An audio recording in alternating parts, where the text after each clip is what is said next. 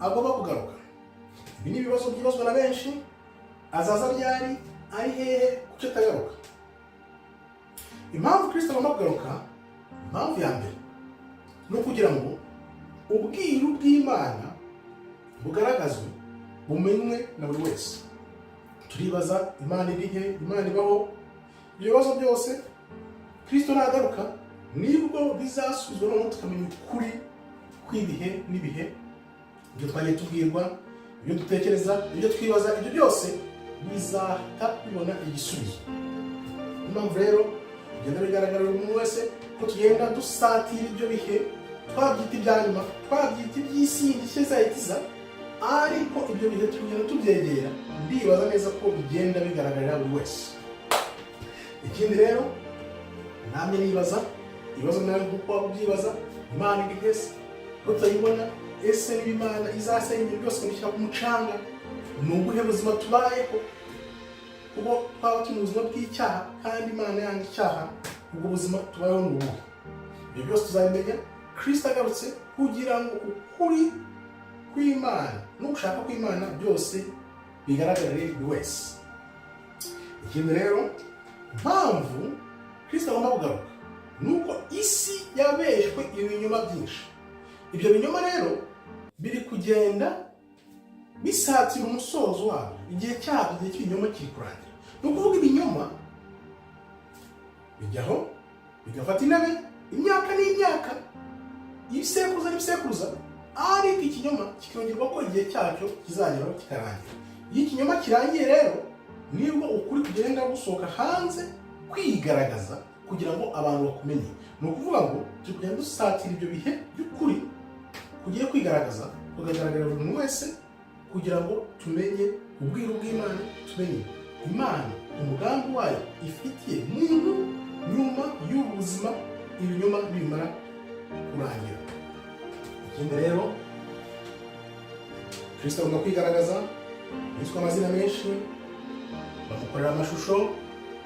Ibyo byose bigomba kwitwa hasi kugira ngo ukuri nyakuri, ishusho nyashusho ya Kristo uwo ari we agaragare, yerekane, tumumenye, hato tuve muri cya gihero cy'ibinyoma byinshi batubeshye. Yaba ari amashusho tubona muri za kiliziya no mu zindi nzu hirya no hino bavuga ngo ni Kristo, abantu bose bakurikira kuvuga ngo ni Kristo kandi atari we.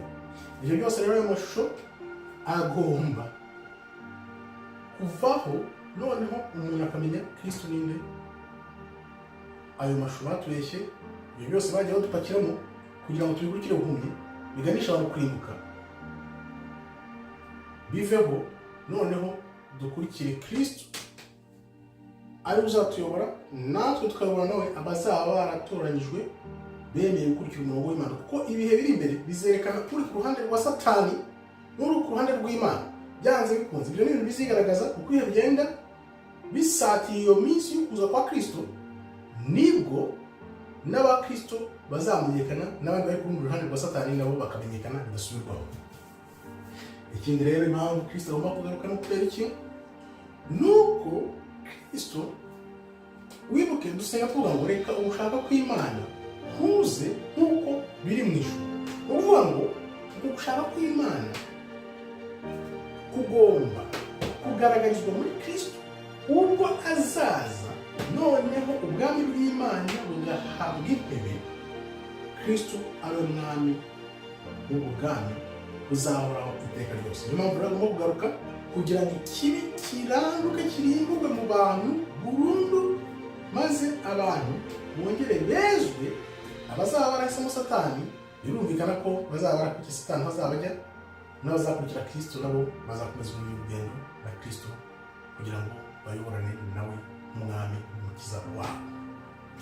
Kubw'ibyo rero ikintu gituma Kristo ajya kugaruka n'iki? Nuko ibihe by'abanyamahanga byagenwe biri kurangira. Abo banyamahanga rero bategeka ni bande? Nta bandi, ni abazungu. Ibihe byabo biri kurangira nk'uko byanditswe mu ijambo.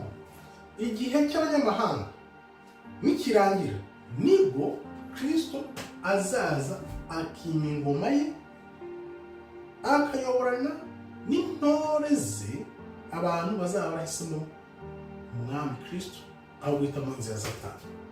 Biranditse neza ko nimubona icyo gihe cy'abanyamahanga kiri kurangira, ibimenyetso biri kugenda bibyerekana, nibwo ubuyobozi bw'abanyamahanga buzaba burangiye, noneho hakaza ubuyobozi bwa Yakobo, kuko Yuda ari gukanguka, ari kubyuka hirya no hino mu mpande enye z'isi kugira ngo afate bwa butware ari we uzayobora isi izakurikira. Uko rero bimeze, niyo mpamvu Kristo arimo kugaruka, witegure hato utazatungwa kugira ngo utazisanga waragiye mu nzira y'ubuyobe, kandi hari inzira nziza nubwo ari inzitane ya Kristo ifunganye yaguhitiyemo kugira ngo uzayishake noneho uyikurikire. Iyo nzira ifunganye winyureho wemye kugira ngo uzabone na Kristo, utazatungurwa ngo wisange mu bazabura ijuru. Murakoze rero, Imana ikomeze ibarinde. Shalom, shalom, shalom.